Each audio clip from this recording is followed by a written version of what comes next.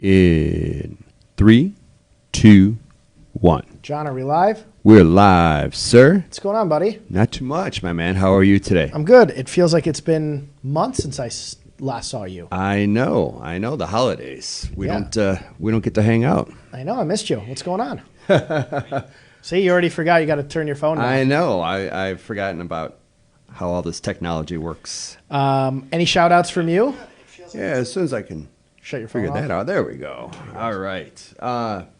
Shout outs for me. Yeah, sure.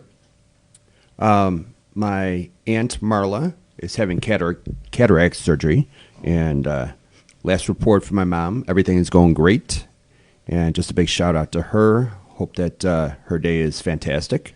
Also, doing a little Juice RX here.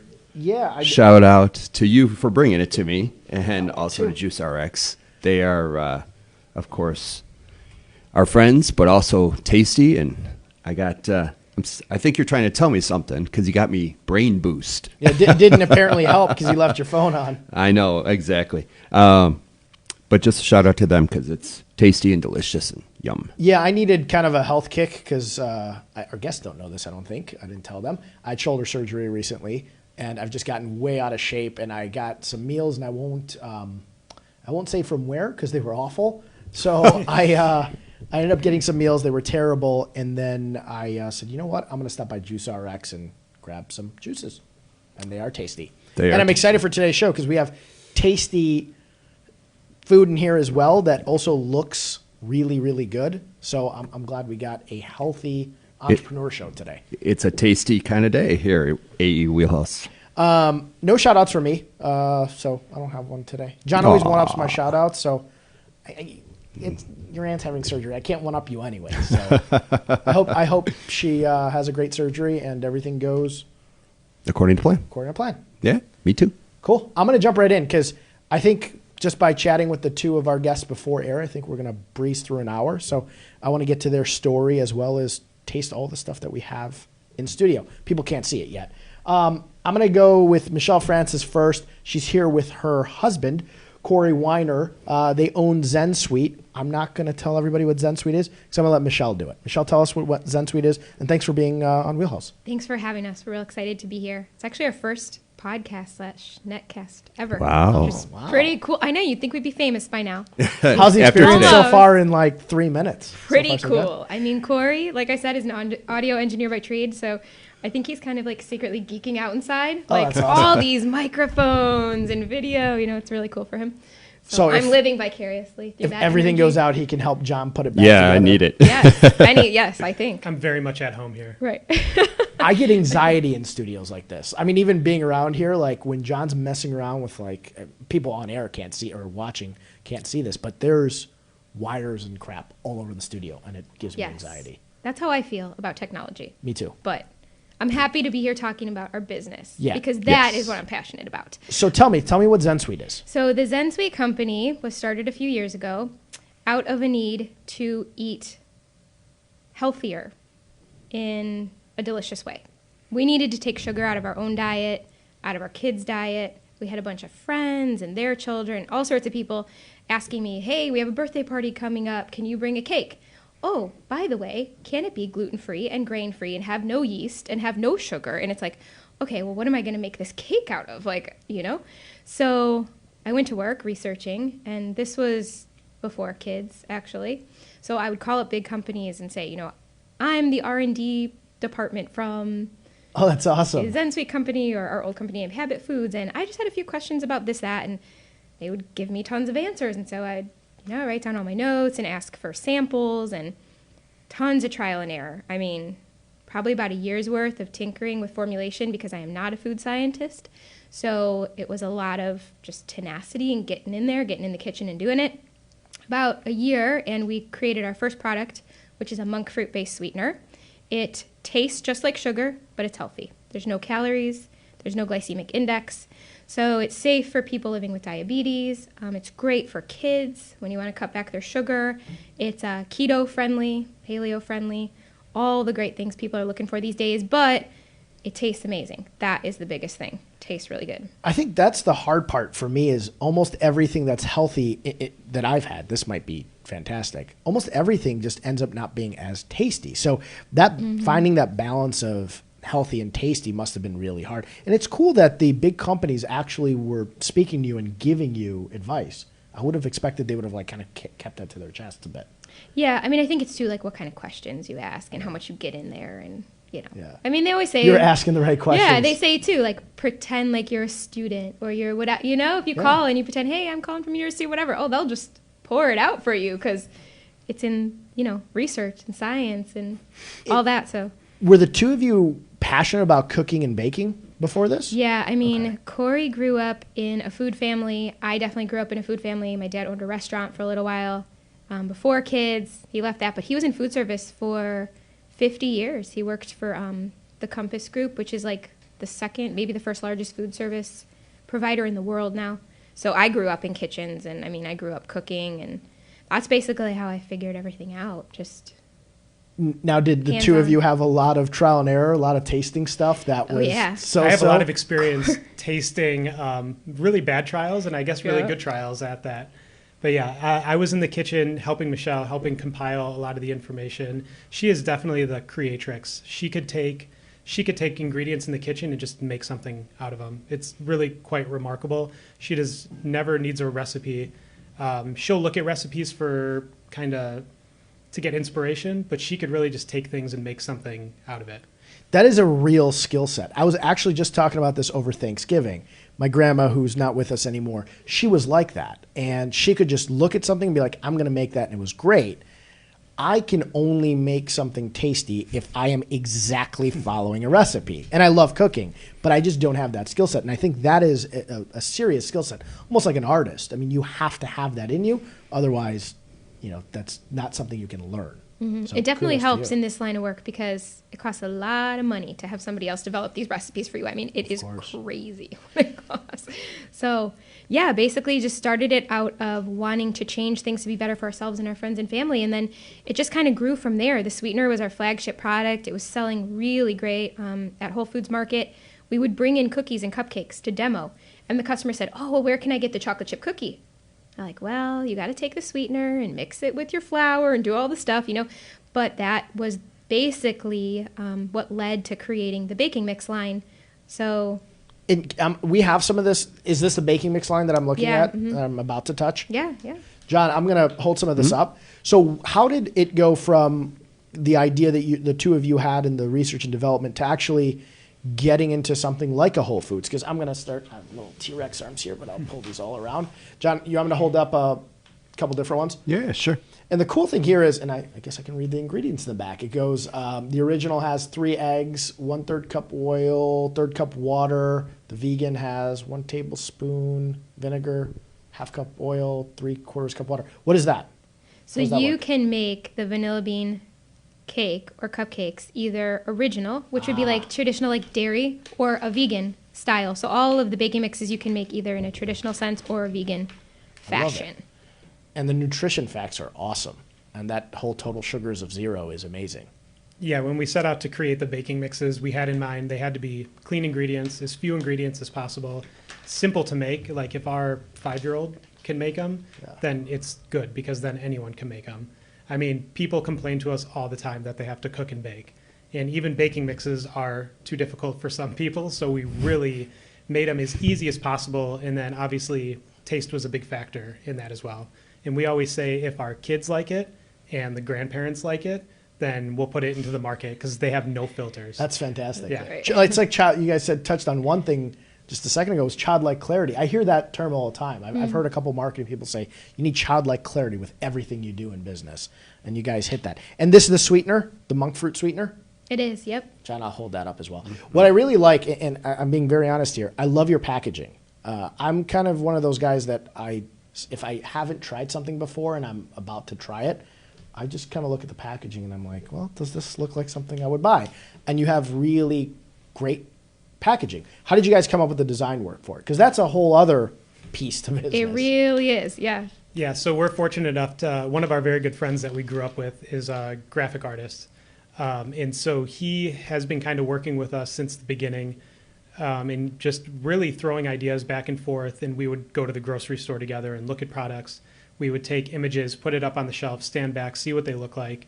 Because really, for the consumer, especially in the food industry, when they walk down that aisle, 50% of the challenge is getting them to pick your product up. Right. And so the packaging needs to stand out. And granted, it's nice to do what's trendy and what looks good, but if your product looks like everything else on the shelf, Right. you're going to kind of get lost to the companies who are bigger, who can offer deeper discounts. And so you really need to stand out in a different way.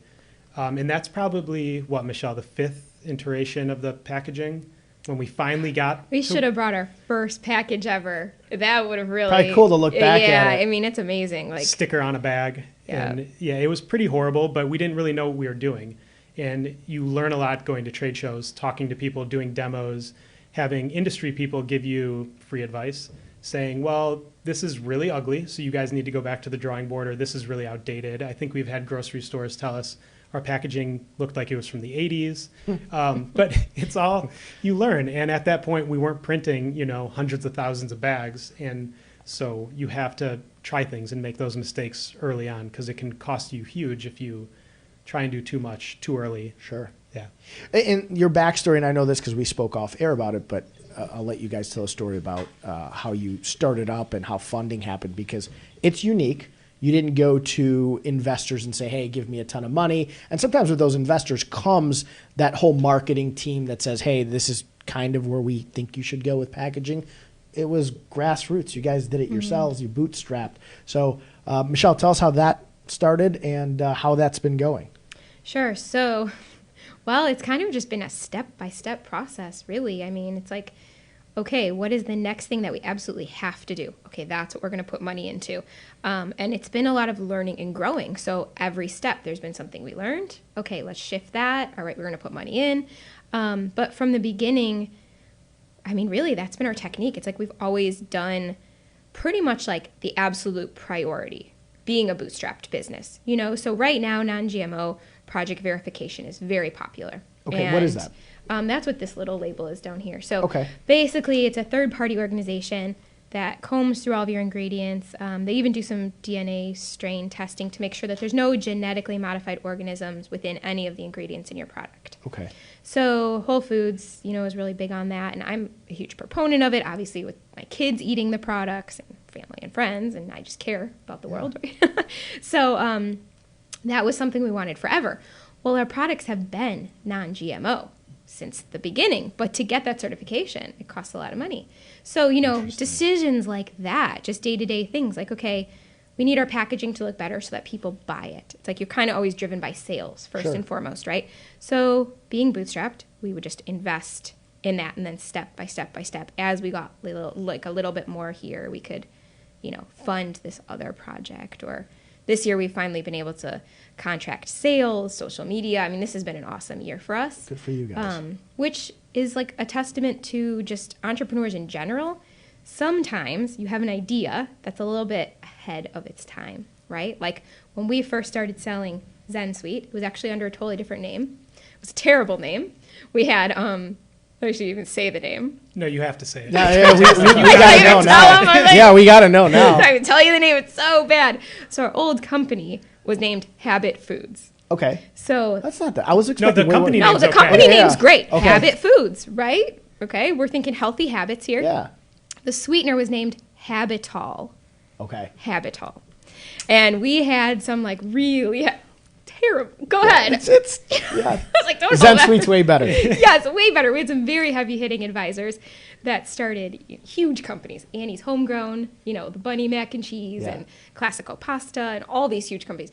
They're like, the product's great, but the name is terrible. Sounds like a steroid. Yes. Yeah, Yeah, they yeah. said it sounds like medicine or like a chemical. It sounds like something a bodybuilder would take. Yes. And in our gotta head, change the name. in our head, we go Habit Foods, Habitol. Habitol. We're going to cross brand. Everyone's going to know what it is. Yeah. And then we had a slogan: "You can have it all with Habitol." So we had the whole thing Okay, figured so out. that's And in That was our catchy. mind. in our and that head, was it. we're running with it, and it's perfect. And then that's when you kind of have to rein things back in. And sometimes your initial plan, you get really excited, but it's in your head, and nobody else in the world knows what you're doing.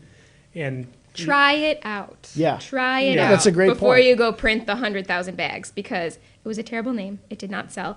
The minute we rebranded, things just started taking off. But with that said, you were asking me about bootstrap. Like, I forgot where I left bootstrap. off because that story is You so guys- freaking, it just blows my But mind. there's a cool lesson there because what you guys did was you took the advice of everybody that was giving you advice. Because a lot of entrepreneurs, they do something and they hold it really close to their chest. And like, I like the slogan we just made. Right. And now I'm not going to change it. I'm going to run with it no matter what. But both of you took everybody's advice and changed it for the better. So that's a That good is lesson actually, I lesson. remember what I was going to mention. So, yes, we have, and that's learning too, right? I would say probably like the first year we were in business, just like, oh, we got this, you know? But as you kind of get roughed up a little, Yeah. sad to say, like, I better start taking advice or I'm not going to get anywhere, right? So when we were selling Habitol, no one knew what monk fruit was at all. Okay. You know, stevia was out there. I was like, okay, people knew Right. what stevia was. We could compare it to stevia, but the monk fruit tastes nothing like stevia. It tastes way better. And the way we have it blended, it tastes just like sugar. So we were trying to educate. It was this whole piece of education. We were totally, before the market even was ready to be open to it. So it's challenging, you know? It's like you're bootstrapping it, you're trying to make money, you're trying to sell something before people even know they want it. And then it's like, boom, they want it. And it's just, the floodgates kind of open. So you kind of need to be ready. And how long between monk fruit and then going to the baking products was there time?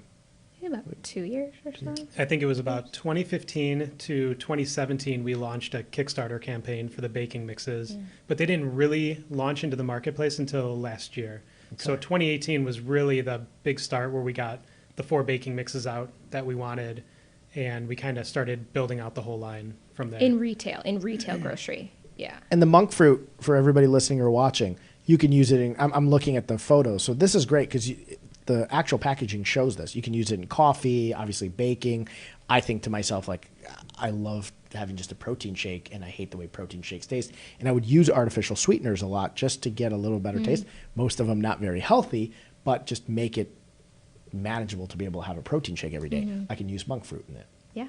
Awesome. Yeah, you make a kale smoothie, you can throw some Zensweet in there to make it taste better. Actually, like a berry smoothie is Yeah, better like, for me or than strawberry and kale. spinach. Yep. Strawberry and spinach, you could throw some I of have that to in always there put berry in. to extra sweeten it. Yeah, extra Right. sweeten it. Yeah. I love, so I'm not a big coffee guy, but if I have coffee, I have to dump a ton of sugar in it, so then it becomes super unhealthy, and I just don't drink coffee because I'm having just basically sugar So we need to coffee. send you a case of Zensweet. Yes, well, I have to get some. Yes, I'm especially just in gonna, the new year.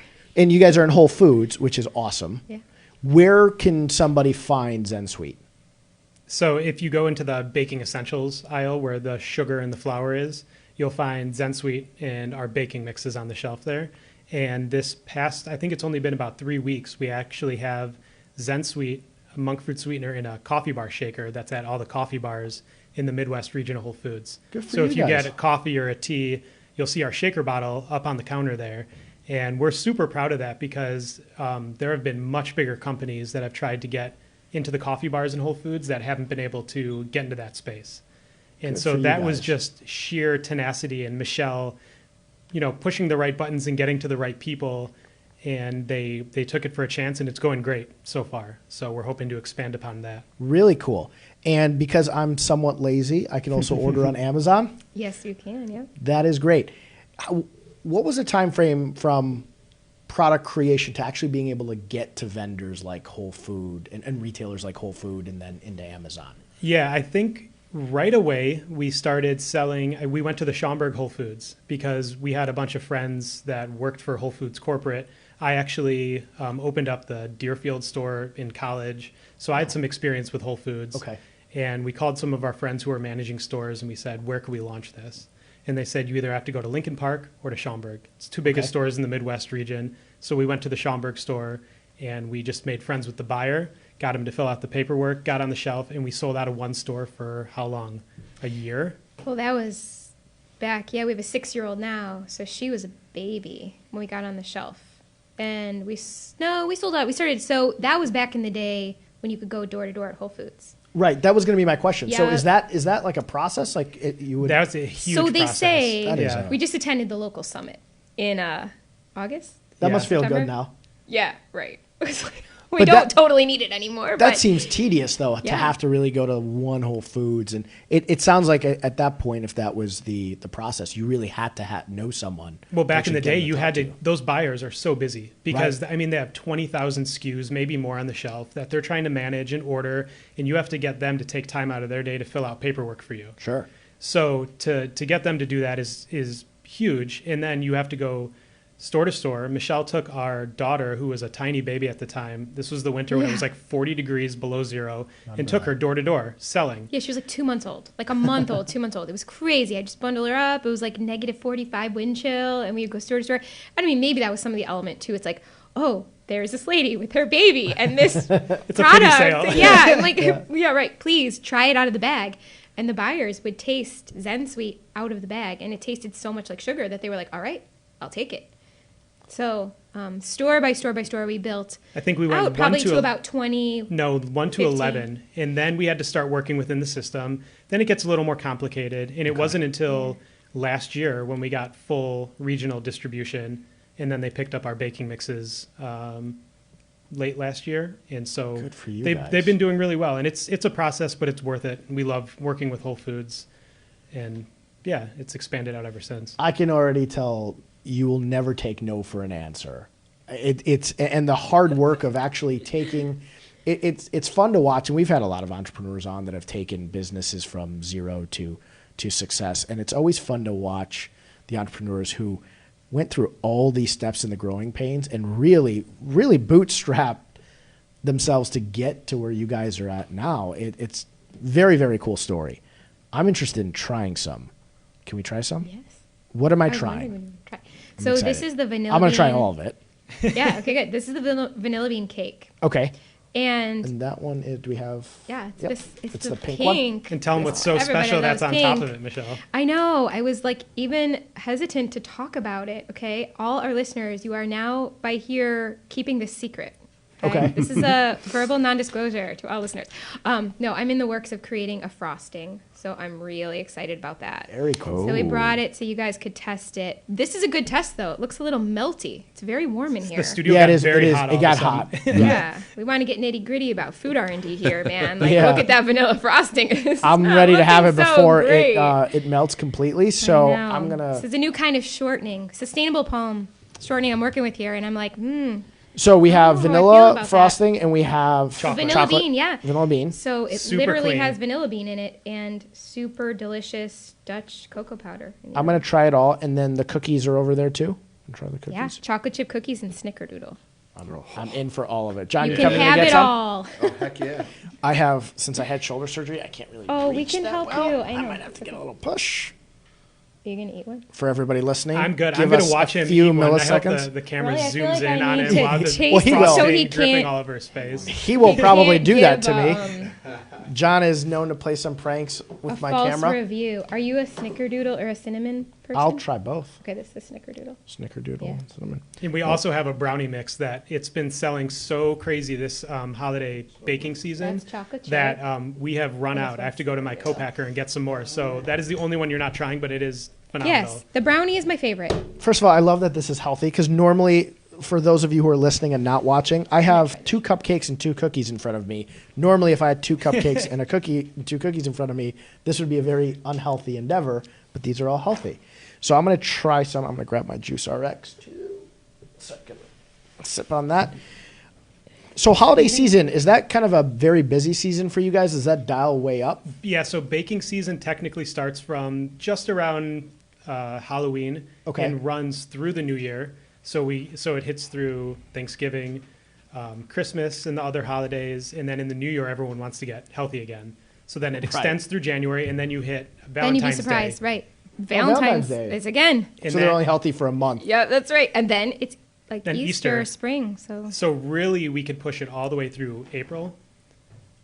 So good. I was like, I'm gonna try it because I don't know. It's so good. Still about me on my frosting, but I'm a perfectionist. So. I don't know. I've given the frosting approval. Our kids have given it the Oh, yeah. approval. But Michelle, Michelle won't stop She's a there. perfectionist. She'll keep going I at need it. less than sweet in it.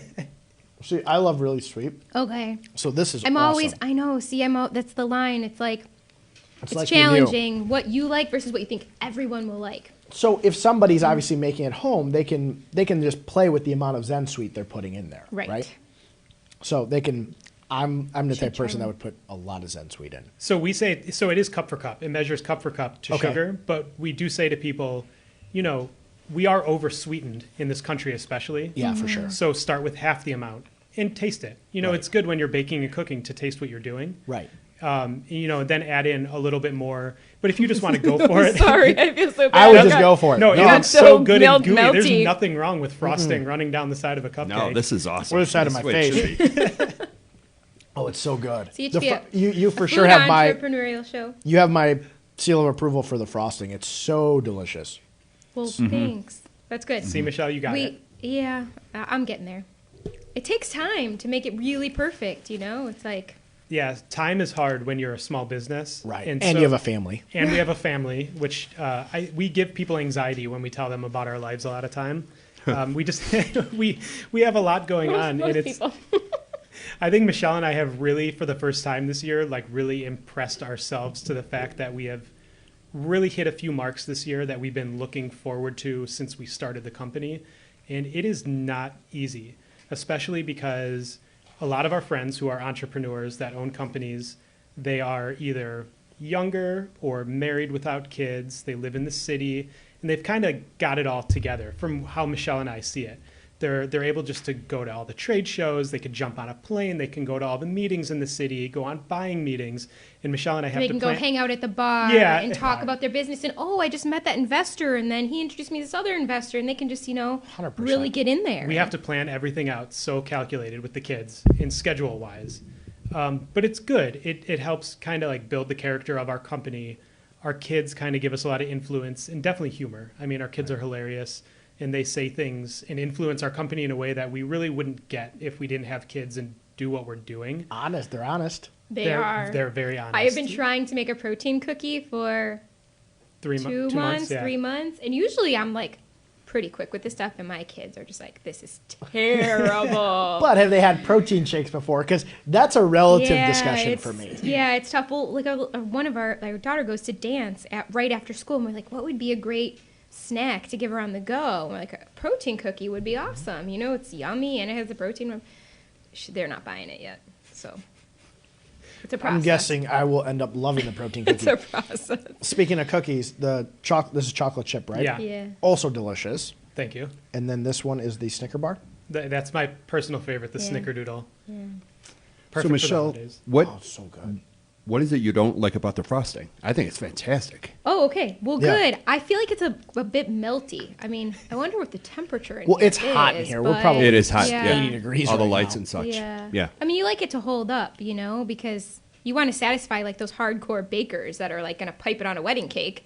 Yeah. Right. You also want to satisfy the little kid who's just going to smear it all over and not care. Like me. I was gonna say, or the big kid in me Right, or that the will kid do in the you. same thing. But there's so many and you can't. This is the other thing too. It's you can never please every single customer, Yeah, right? Of course. So that's a challenge, but you want to try and please as many as you can. In the food business, I feel like the complainers, and there's just generally speaking people that love to complain, they will always run to complain. And we've had restaurateurs on who have to deal with Yelp reviews of some jerk who just had part of a great meal that was crappy, and they run to Yelp and they write a crappy review. So you Yeah. can't always make those people happy.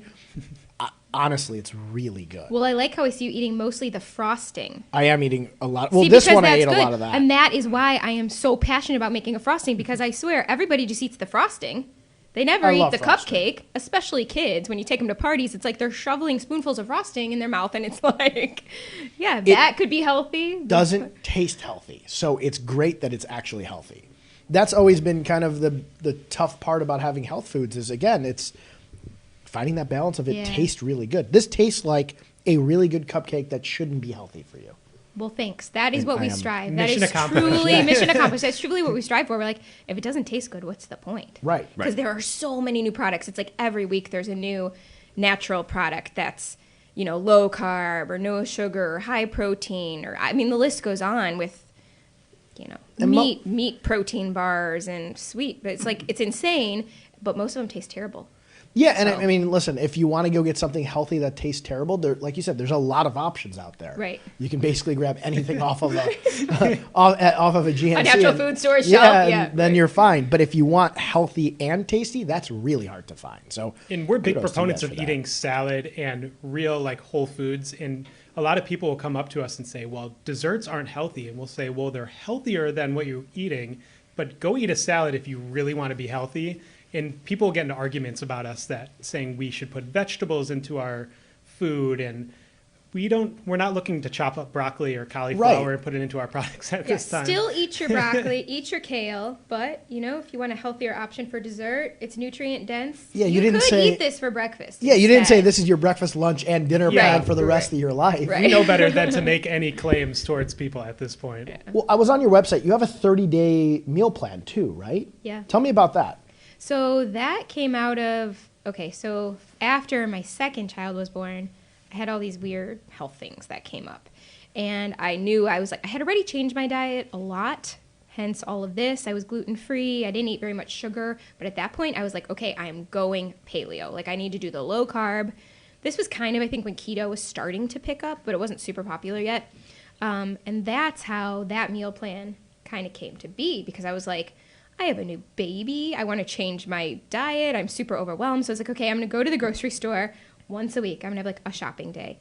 Here's my week for shopping, and the next day I'm going to try and cook. And I'm going to cook like as many meals as I can for that week. And so that was kind of how that came to be, trying to help people just kickstart that type of eating, especially with the new year coming. I mean, for me, even I'm like, all right, the new year's coming. I got some goals, It's great that you have a passion for all of it. I mean, I can tell you definitely have a passion for all of it, and you have a passion for being healthy, obviously a passion for cooking, and obviously a passion for business as well.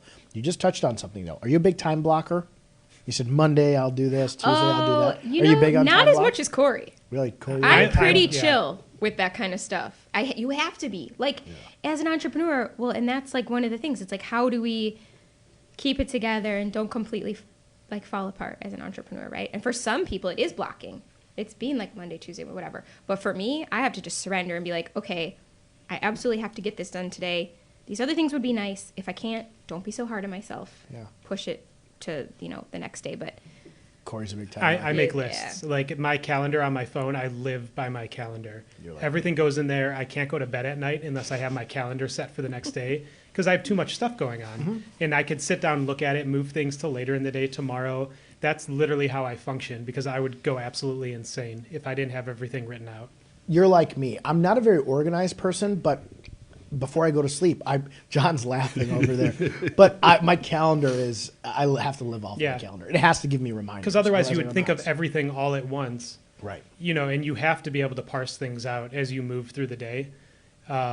Michelle and I were talking about this earlier today, that you really have to give yourself breaks as an entrepreneur, because we literally work 7 days a week. Even when we go on vacation, we just call it a trip, because juggling the kids and work while we're on vacation, there's no stopping. As founders, we could delegate. We were just able to bring on our first few hires this year, which was super exciting, but still Scary, too. It's scary. yes, yeah. And we're in control though. So it's like we always are working. And we try and do our best and do family time and put the phones away, but it's nonstop, right? I think you guys really did hit the nail on the head. It is harder with a family. I look at myself, I don't have kids. So for me, I do have a little more flexibility to just be able to up and move or go meet somebody or do things. Or quite honestly, in the morning, have 2 hours to myself, where I'm sure you don't have those 2 hours. Yeah, in the man, morning. Saturday mornings and Sunday mornings, I remember what those were like before children. What's now time to it's yourself? like You're right. You don't have that. 6 a.m., one's bouncing on you. Wake up, come play with me. So, yeah, I mean, it's a challenge. In hindsight, if it was a perfect world, I would have done all this in my 20s. But, early 20s, mid-20s, but we didn't. So you learn. And Think you're still doing great. yeah, you learn and you grow. And I don't know. I think there's a reason. There's a reason for all of it, right? So of course there's a reason. And I think you guys your passion has led you to where you're at, and it's going to take you to the moon. I'm curious because Amazon is obviously the big thing now. Everybody uses Amazon. If you haven't used Amazon, you're definitely not living in the U.S. Everybody's using it now. I have an Amazon box practically every day in front of my home, and I'm guessing most people do too. How did the transition to Amazon happen, and how does that even work? So if you got a product, how do you get it to Amazon? And obviously, has it made sense for you guys? Sure. That was an interesting trajectory as well. Again, a learning process. We started doing it ourselves in the very beginning. And then we basically found that we couldn't make money. We were either breaking even or losing money because it's so expensive to work through the prime pricing model and the warehousing and all of the fees involved with shipping and Amazon and everything. So then we said, okay, we need someone else to do this for us because clearly we don't totally know what we're doing, right? So then we found like a small scale reseller. And that person was okay. I mean, they definitely helped us like launch our products on Amazon. We got off the ground, but there were a lot of things missing. We weren't really doing marketing in the right ways and delegating ad money in the right ways. So, but that person was really a blessing because it gave us traction to be seen by some of the bigger resale players on Amazon.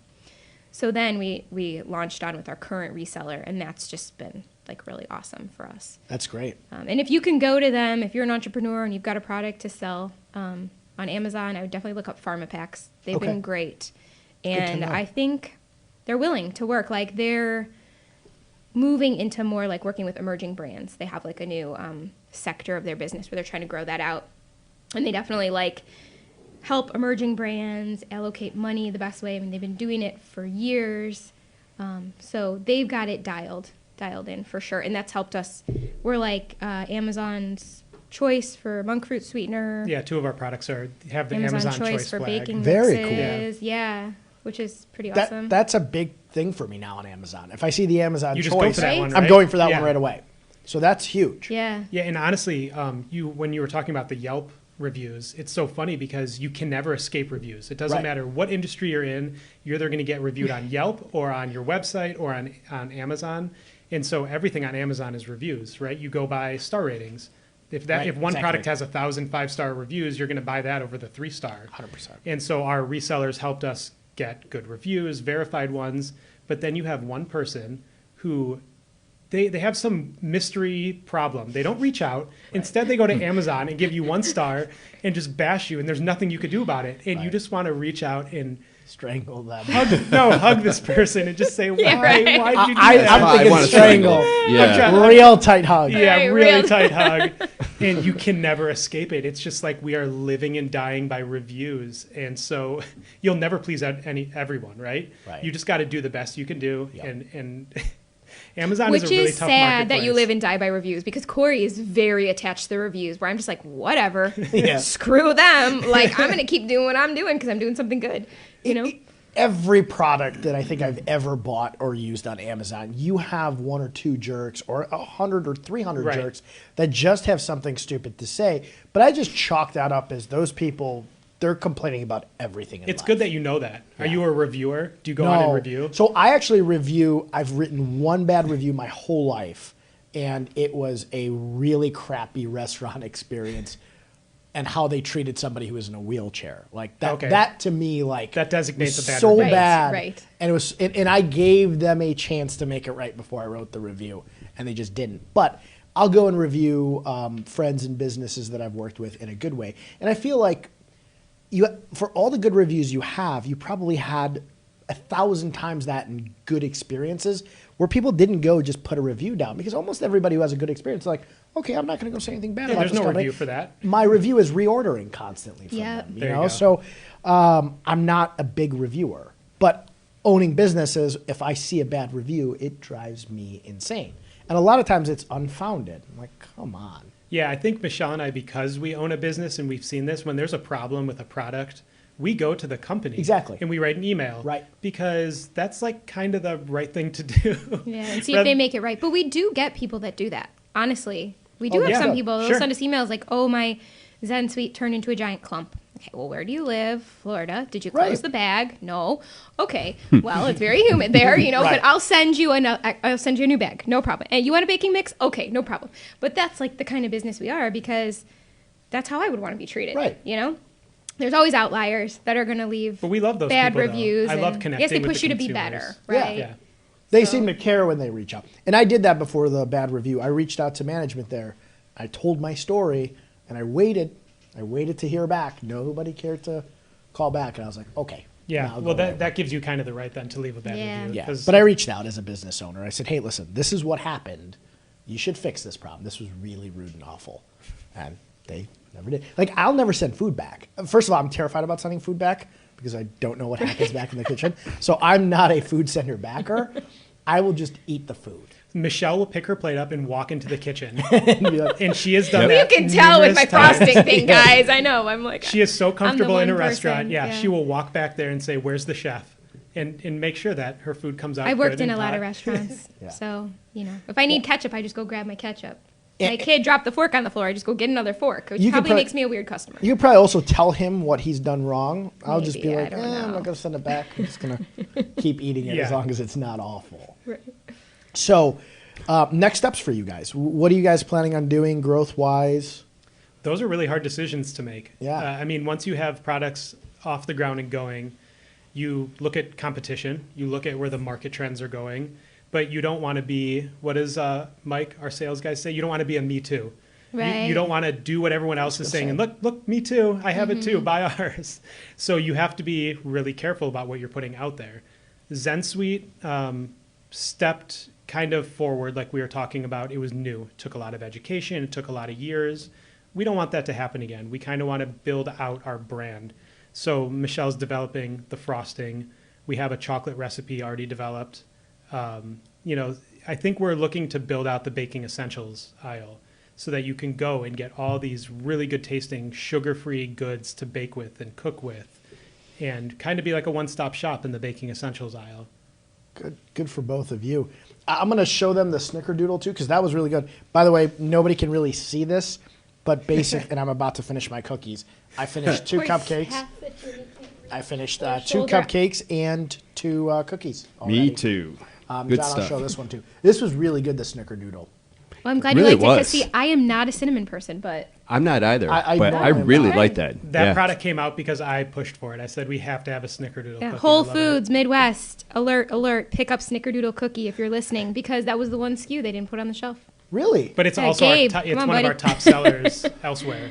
So like on Yeah. Amazon, it's a big seller? Yeah. Yeah, people love it. It's interesting. I'm a chocolate person, so I'm gonna have to drop brownies off or send them to you because the brownies are like To us. best. Yeah, to you guys, those are Well, the best. don't leave them out in the studio. That's 140 degrees in here because Yeah. Right, they'll right. melt. But just let No, us know, we'll they'll eat probably them be right nice away. and gooey when you get here. That'll be Yum. perfect. Yeah. So you guys are obviously in the Midwest. How does that reach out of the Midwest work too?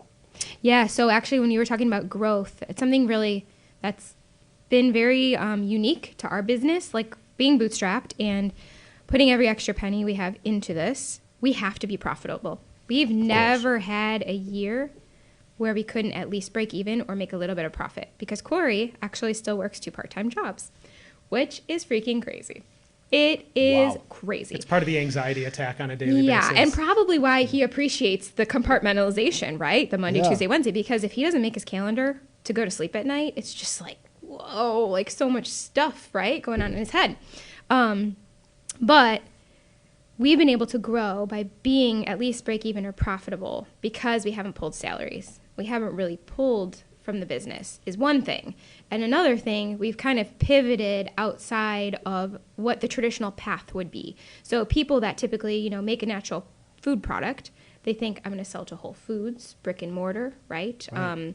We're actually going to be in Woodman's soon, which is pretty cool. Very If you guys cool. shop at Woodman's. Yeah, and I'm trying to think of anybody else on the retail register right away. But they don't always think about some alternative ways. Like maybe I'll only sell on my website. Like we have friends that make a vegan keto creamer, and they just ramp up their own web sales. And to them, that's profitable, And then maybe you just sell on Amazon, or maybe you sell to discount grocery, which a lot of people discount grocery, right?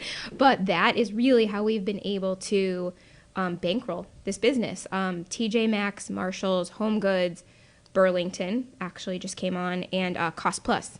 So that has been phenomenal for us.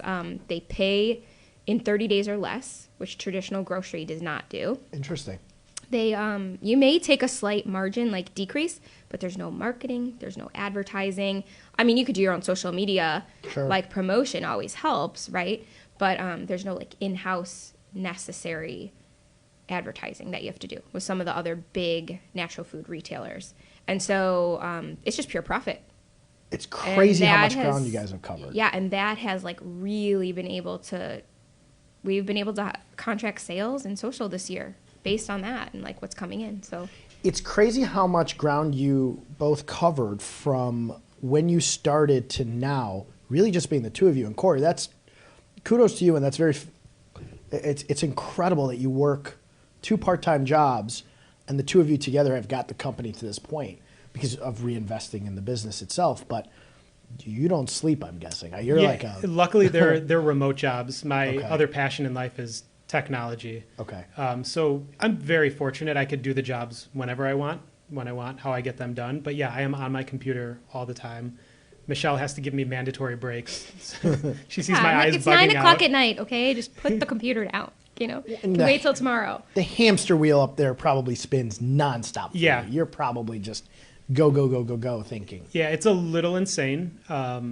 So you really need to cut out breaks for yourself. It doesn't matter if you're just working in your business because, like I said, you won't stop unless you make yourself stop. And when you stop, you'll realize things are okay. Yeah. Things were fine for those past 2 hours when I like went for a walk or did something. The world didn't collapse. Yeah. And constantly I'm thinking the world's going to collapse if I miss this. I'm going to miss a truck. I'm going to miss routing this.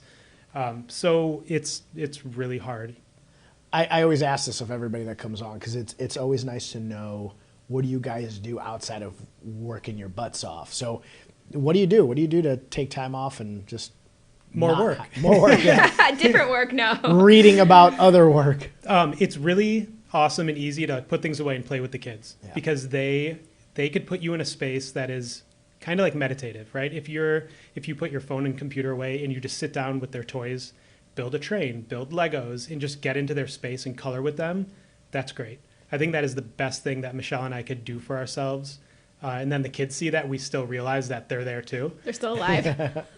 But taking the dog for a walk, getting outside, exercising. Yeah, the dog walking has been huge for Corey. I feel like this past, we're eventually hoping to phase out of so many part-time jobs. It's like a goal in 2020, 2021.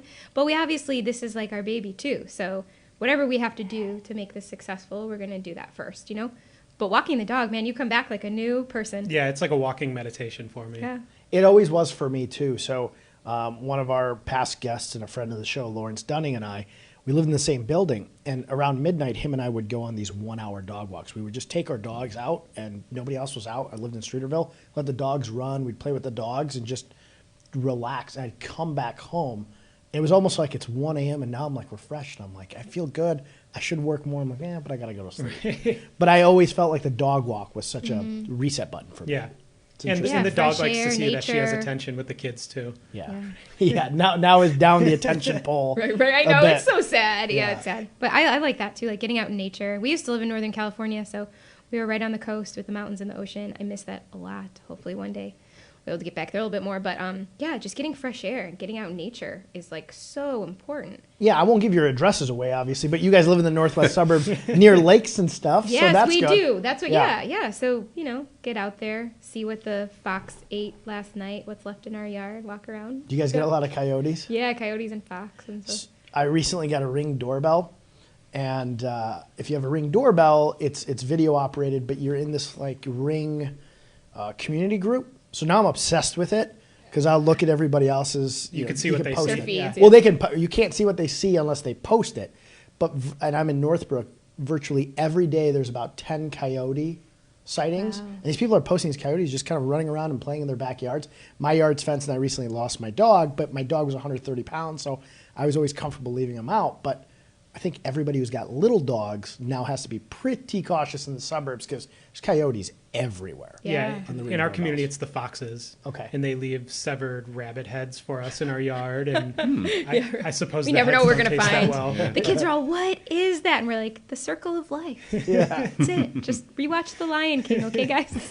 I wonder if they're not coyotes up near you too, because my Oh, sister's there near are. you. There guys. for They're sure there. are. I mean, last winter we saw coyotes like walking across the lake, which is like a stone's throw Frozen. from our front door. We're like, whoa, like stay over there.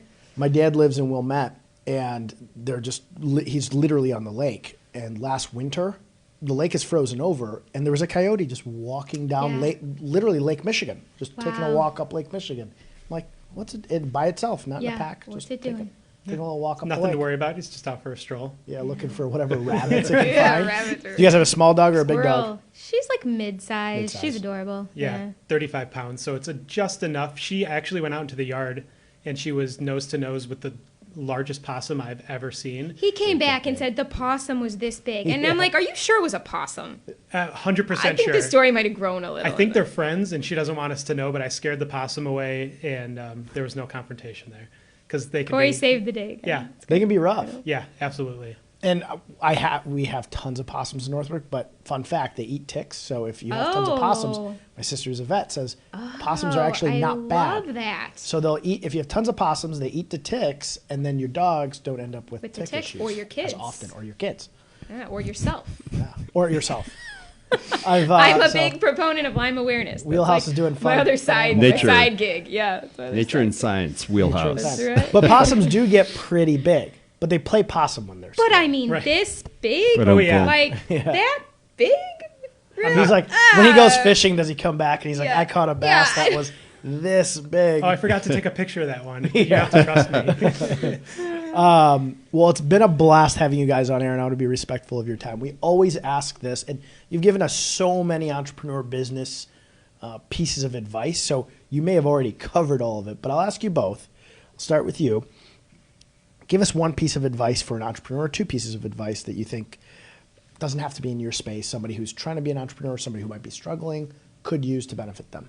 Sure. Okay. So, oh man, that's tough. Like the given one so many, the one golden answer, which I wish I could give one golden answer for myself and everybody. There's not necessarily one golden thing. I was thinking coming here, there's a big difference between an entrepreneur and a business person, right? A business person like does it and gets it done, but an entrepreneur is like really connected to what other people are doing. They're willing to share sales contacts, help people out. They're bringing it up from the ground up, maybe from nothing. I mean, it's kind of crazy, the things an entrepreneur will do. So there's such a difference between those two types of personalities, right? And so, like, if you're a true entrepreneur, I think it's probably in your blood to just keep going. Like, that is really challenging, and it's been really challenging for us and everyone, I think, in their own way, because everyone has challenges, right? Right. I mean, it's just different. It's just a different shade of gray.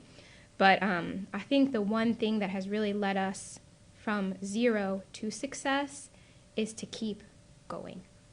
Even if you have to take a step back for a little bit, but to know, like, what your passion, check in with your passion and your mission, and, like, why am I really doing this? Does it still feel good to me? Okay. Take a breather, maybe take a step back, and then think of the next right thing you can do. I absolutely love that. I had never heard the entrepreneur business owner put like that.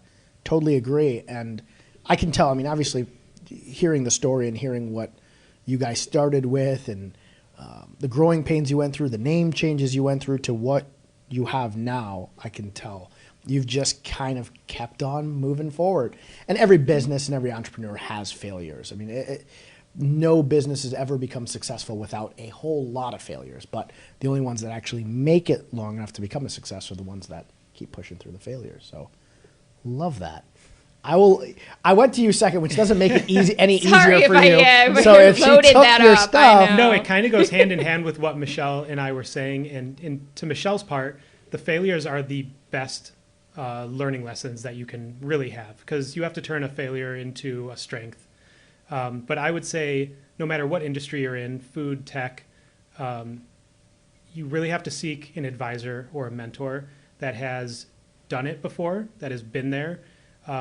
It's weird kind of approaching people at trade shows or approaching business owners and asking for help, But most really good entrepreneurs want to share their experiences. They want to help somebody else that might look like they were in their shoes earlier. And you can learn so much and gain connections and maybe pass on a few of those mistakes that would have cost you greatly along the way. We've been extremely fortunate with the mentors and advisors that we've had and still have. And, even people that are so successful still have mentors even above them. Right. So you really need to seek those people. And yeah. It's like entrepreneurs unite, Like if we all help each other out, we're all going to get so much further. That's truly been like a big part of our success, is just other mentors and entrepreneurs being like, all right, here's this person's contact. I can help you here. I can help you this. Who I use for boxes. I mean, like random stuff, So we try and do that too. You hit literally the nail on the head of why John and I wanted to do this. We kept thinking most good entrepreneurs have a lot of giver's gain in them. They want to help somebody else out. And the path to success for most things is out there. I mean, you guys are creating ingredients and you're creating these things literally in your kitchen. So you're innovating, but the path to general success in business is out there. And you can go and reach out to people who will be helpful to at least help you avoid some pitfalls. And we found that in the last, this is episode 78 or 9, John? We're almost 80. 78. Wow. The entrepreneurs we've had on have been so giving of their information, advice, failures, that we wanted to learn from it, but that was the underlying lesson of WheelHouse was entrepreneurs can help one another out. Let's just hear everybody's story. And it's been fun to hear it, and obviously fun to be able to pitch really cool products like this. Mm-hmm. But I think you hit the nail on the head. I think entrepreneurs, sometimes business owners get a bad rap. Business owners are trying to make a ton of money, and people don't realize how little money you make for a long period of time and how hard you have to work and 2 extra jobs just to be able to have a business. But sometimes people think business owners are very close to their chest with their information. But we found, talking to business owners, that most of them are really, really good about helping other entrepreneurs out. And I appreciate you guys being so open with it. I don't want to mess this up because I've forgot to let John ask questions in the past. John, dun, dun. You got anything? I do actually. I want John to ask his questions too, so I goof it up all the time. I get to sit here I'm and like, oh, listen so we're done. And then make John's notes. like, wait, I got some questions Right. too. So both of you touched a little bit on social media and strategy, and you brought somebody on, I believe, this year to really kind of spearhead that. What is the actual, or is there something you can talk about as far as strategy with social media? Is it one particular outlet, or how to go? What are you doing? Social is hard. That in itself could be a full-time job. Mm-hmm. And Michelle and I used to be pretty decent at it. We would put it into the daily juggle, and then it slipped as things got busier in a good way, right? Mm-hmm. Michelle and I wear all the hats. It's really hard to wear all the hats all the time, especially as you grow. And so we were fortunate enough to bring on a CMO at this stage, someone that is really good with social, to kind of grab the reins, bring on a photographer, clean up the image, and that's kind of where we're at right now, right? And I think every business, as they grow, from either like mom and pop or small scale to kind of playing with the big boys, there's a point at which you need to tighten up that image, right? Your pictures, sure. What your messages and all that. And so we're kind of in that phase right now. But I think there's a lot of low cost ways to do it. College kids, interns are great. Sure. I'm in my later 30s. I don't know. IM came out when I was in college, AOL. I barely can handle any sort of technology, let alone social media. So to me, to have a fresh 20-year-old that's in college has extra time, that's a great low cost way to, get the right hashtags, get the right following, get the organic sure. following. So I feel like that's really important. But just being kind of new and different and giving people, just trying to have an edge, we do recipes and try to make them a little different. And there's so much out there now, too, that's really interesting is to, still offer value add sure. to your social. But Instagram's huge, I feel like. Well, video on Instagram is, where it's at right now.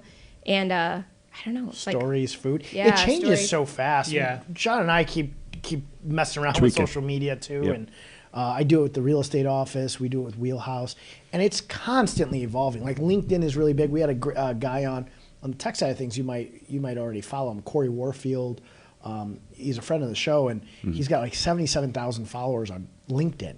And, you know, we had a discussion about, you know, how it's hard to go viral on Instagram, but when you do, it's great. But LinkedIn's kind of this untapped into network right now. And he's got to 77,000 followers there, so they allow him to go LinkedIn Live, which most people can't do.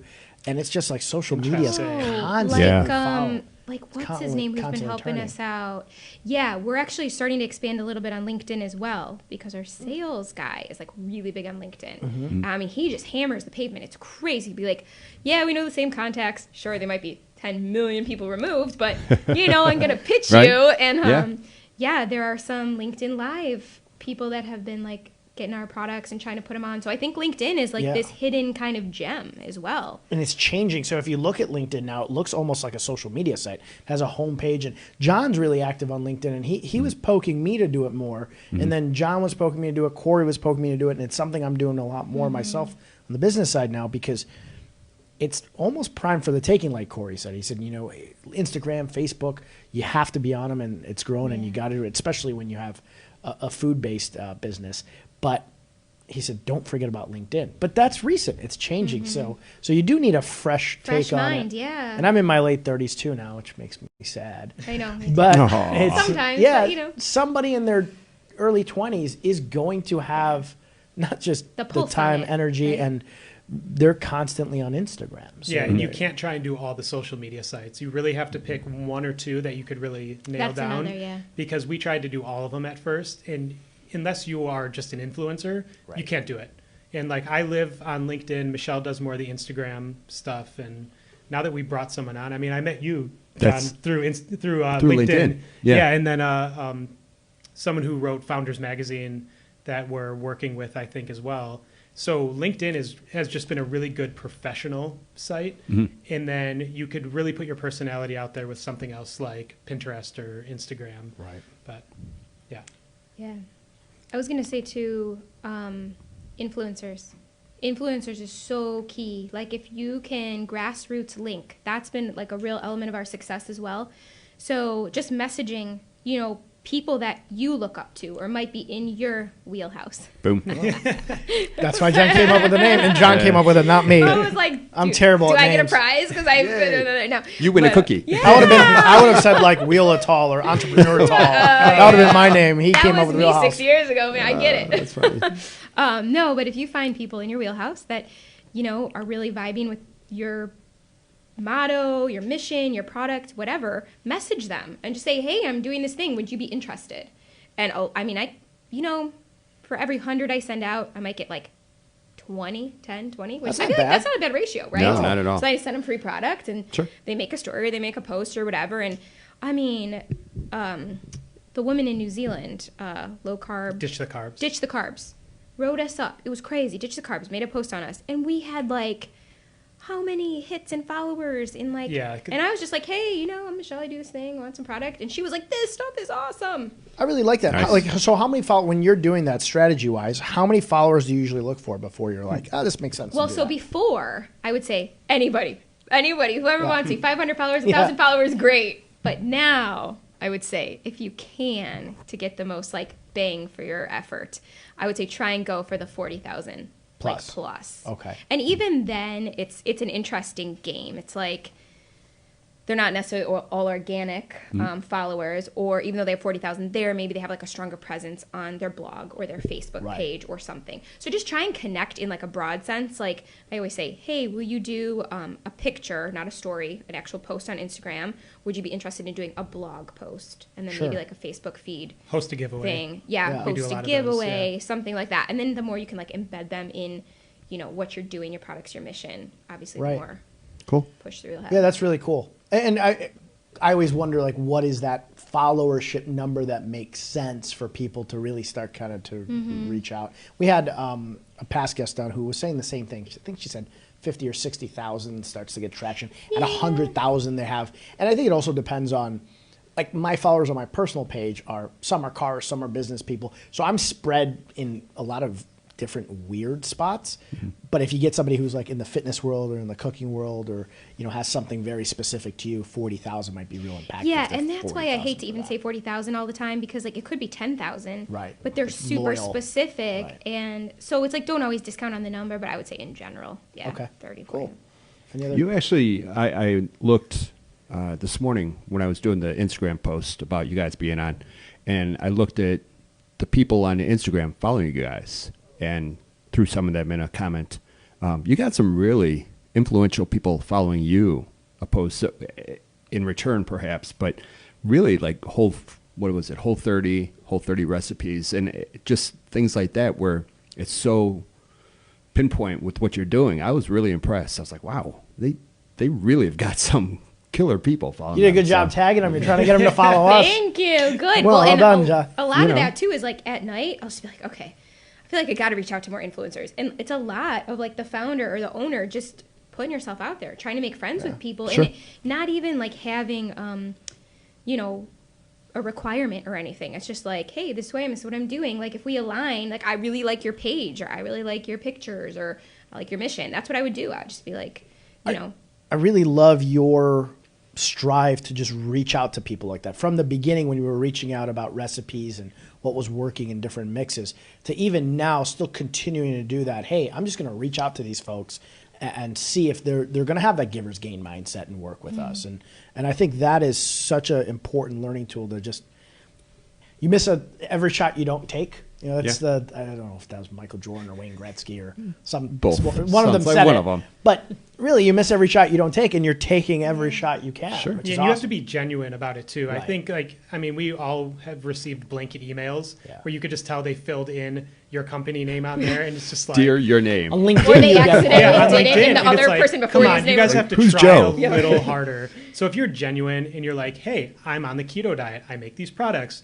You literally don't have to post about us. We just want to give you our products. They can tell that you're genuine. Yeah. And even going after those micro influencers, even sub 10,000, if you get 10 of them, maybe in like the 7,000 to 8,000 range, it can make a huge difference for you. Right. And so we're trying to really build that back up now, which is why we brought some people on to help us with it, because we're more in the sales, operations, R&D development stage, and social's hard. I hate that term micro-influencer because he teases me about it because I'm at that like 7,000 to 8,000 range. He goes, "You're just That's micro." a lot. He's like, "You're micro like That's yourself." a lot, though. He's like, "You're just a micro Especially guy." locally, like people, I feel like at that number, sometimes they're very like niche, and so if you have like a local thing going, No, it's you're a macro in that locale. You know? it's first of all, I went viral with one stupid Jason Momoa post that was the meme that was you versus the guy she told you not to worry about when Aquaman came out. So I hounded That's and all it's gonna hashtagged take? it. And I got like 1,000 likes on it, and it got reshared a lot. So I got a bunch of random followers. And then the car stuff. With like in my business, I don't want to keep posting car stuff because then you kind of look like an idiot. I love cars. I race cars. So from time to time when I'm hashtagging the car stuff, I get like a giant car following. But it's not like a loyal based following to like one thing. I have a lot of random strange followers. Like I had a guy who followed me who was a politician in Brazil. Like after I did the Jason Momoa Aquaman posts, I've done like 4 of them. I have a big Brazilian following. It's strange. You're huge in He's Brazil. got a That's check. great. He's got a check mark, and he's like a random things like that Brazilian happen. influencer, and I'm like, who is this guy? So, Diabetiendo. What Yeah. country is she from? Oh, Portugal.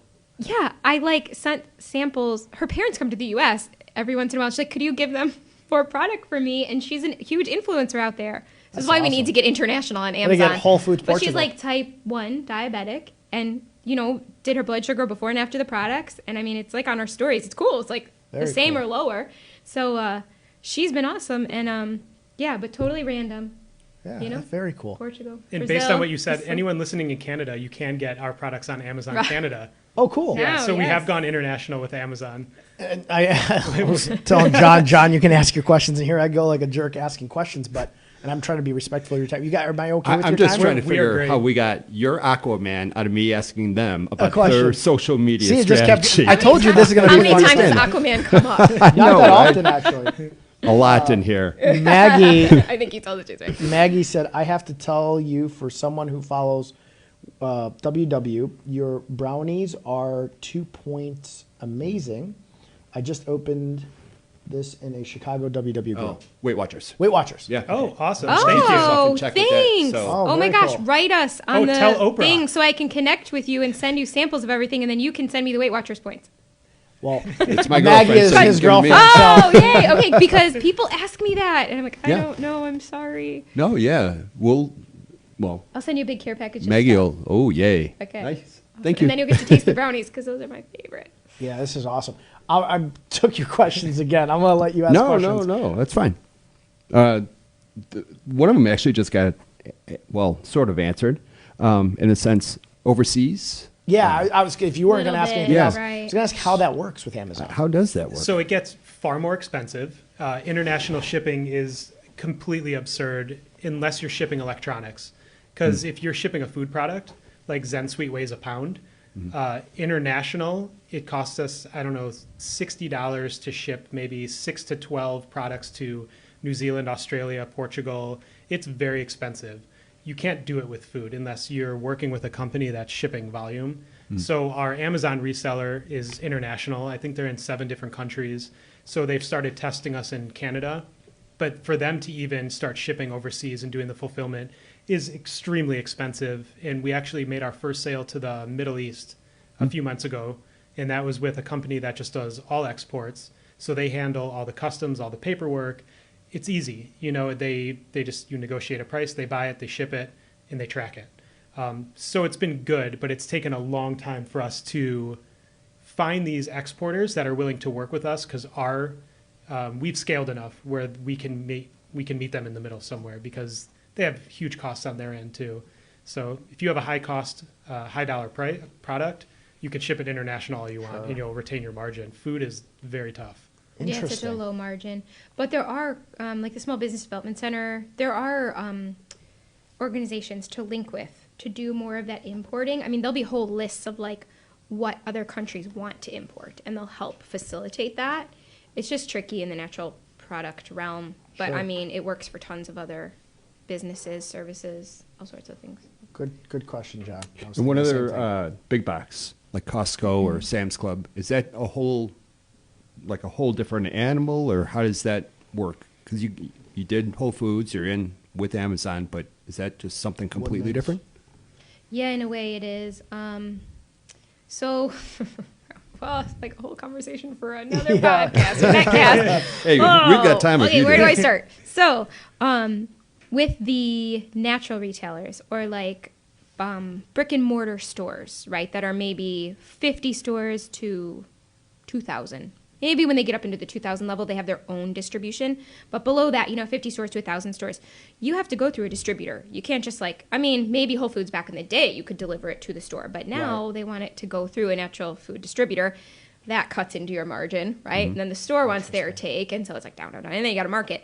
But typically with the bigger box stores like Costco or Sam's Club, there isn't necessarily a distributor in between. So when you see those lower prices on the shelf, it's because that 20-25% that you're usually seeing eaten up by that distributor is then going to the customer, which that's why I'm like a huge proponent of discount grocery, like the TJ Maxx, Marshall's Home Goods thing, the Costco, the Woodman's, those kind of not, alternative type Sure. grocery food outlets. But to sum it because up, the yeah. customer gets the savings, and it's like, people want to eat healthy, but when you have a premium product and it's expensive to make, it's like, how can you get it Right. there without? But Costco will take volume, but they will squeeze you on your margin. Yeah. Essentially. Well, so does Home Goods. My gosh, Corey says they go to hostage negotiation camp. It's like, or training camp or whatever. It's like insane how well. I mean, they'll squeeze you down to the pennies.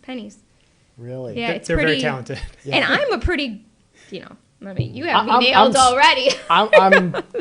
I'm presuming you're a tough negotiator. Yeah, I am, and they still even squoze me down a couple cents. Yeah, I bet. Michelle buckled. I did. It's like, They're- fine, I'll take the 2 cents off. Just buy volume, please. There are a bunch of Jack Bauers there over at That's right. Home Goods. Yeah. There you go. Well, thank you guys for coming on air. John, do you have No, John, that was any it, more man. questions? I That think was you were it. done. Thank you guys for coming on. Those of you watching and those of you listening, check out Zensweet. If you're in Whole Foods, pick it up. Check it out on Amazon. I'm being very honest. Those were incredible cupcakes, incredible cookies, and I still cannot believe they're this healthy. It's incredible that you're able to make a product that's good for you. It's fun for kids. It's easy to create and bake, and the sweetener for those. And we have some people watching who are athletes. Use this in your protein shakes, instead of artificial sweeteners that are terrible for you. Congratulations, guys. Thank you. Awesome product and a very, very cool backstory. Super cool backstory. John, do we have anything for next week? We do. I didn't ask you before we went on air if we had a graphic. No. We're too busy to chat We're with our working. guests. So we have one guest that I'm very excited about, and I'll put out a post. But we're working on a co-guest, and I don't want to make mention until that's for sure. Oh. So we're just gonna hang out and leave people in mystery land. Cool. Well, we will have a show next Wednesday at 3 o'clock. Oh, absolutely. And, Absolutely. Looking forward to it, actually. She's the lady that's coming in. She's really funny, very energetic, kind of like Michelle. I'm looking forward to. I was looking forward to today, and I'm looking forward to next week as well. Like I said at the top of the show, we zipped through an hour on this one. We flew past an hour. And they must be really good if you can't even give their name in case they don't come. So no, we just because he doesn't want to put him on the spot. I don't want to put if we're not able to have the co-guest. Well, then they're really busy and they're really good too. That's true. You better tune in. And if you are watching this and you want to tune into our off-market show, our own, it's a little self-promotion at the end of this. It's going to be on at 7 o'clock today live as well. So check that out too. Yep. That's it for me, buddy. That is it for me as well. Thank you both so much for coming in, and we will be back next week at 3 o'clock at AE Wheelhouse. See you guys. 3, 2, 1. Thank you, guys. That was a blast. Yeah, thanks. That was fun.